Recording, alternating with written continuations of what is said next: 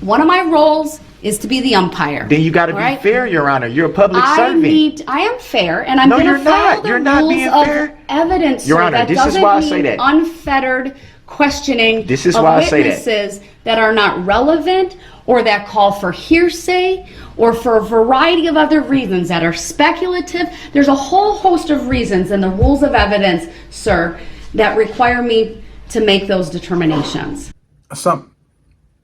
Some people call this clip where Judge DOROW explained herself to be the umpire in the case to a Darrell Brooks Jr. that had been belligerent, inconsiderate, just downright demonic during the proceedings, as the judge being weak. But other people, they see it as well-intentioned, but they also criticize the judge because you can't reason with a sociopath. Welcome to TroofTV, where we tell the truth. If at any point in time you like the video, smash that like button. This really helps with the algorithm. Also, please subscribe to the channel. That also helps. More eyes on our videos. Please ring the bell for notifications, and please leave a comment down below. You know what? I'm going to tell you something. Here at TroofTV, we're talking again about the Darrell Brooks Jr. trial because we've been getting a lot of emails. We're also talking about the Luigi Mangione hearing.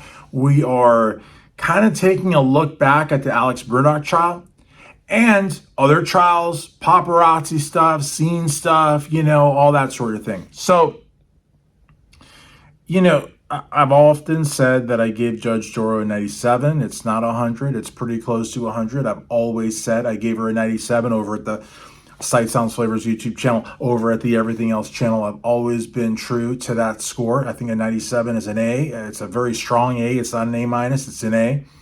But I think that it was a waste of her time, a waste of the court's time. And it was kind of like a recurring theme where she was trying to level with an absolute lunatic. He wasn't crazy. He knew what he did and he knew what was happening, but crazy in the sense that he was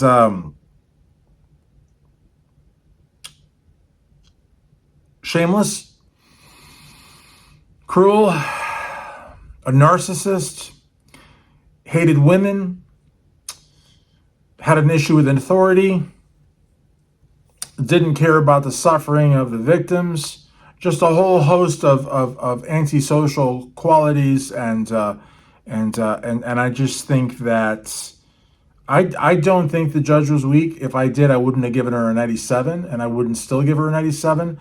But I think it was a colossal waste of her time, the court's time, the victim's time.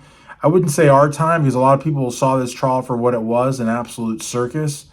But it does kind of serve to show what a modern court system we have, where somebody guilty as sin can drag out a process like that.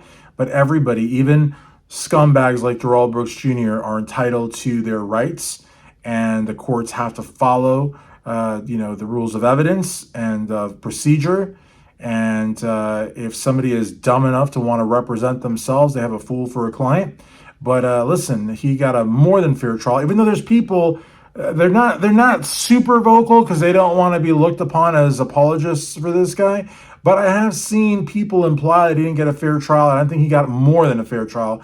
But I think this is an example of really just a waste of time. What say you about Judge DOROW's umpire analogy for Darrell Brooks Jr.?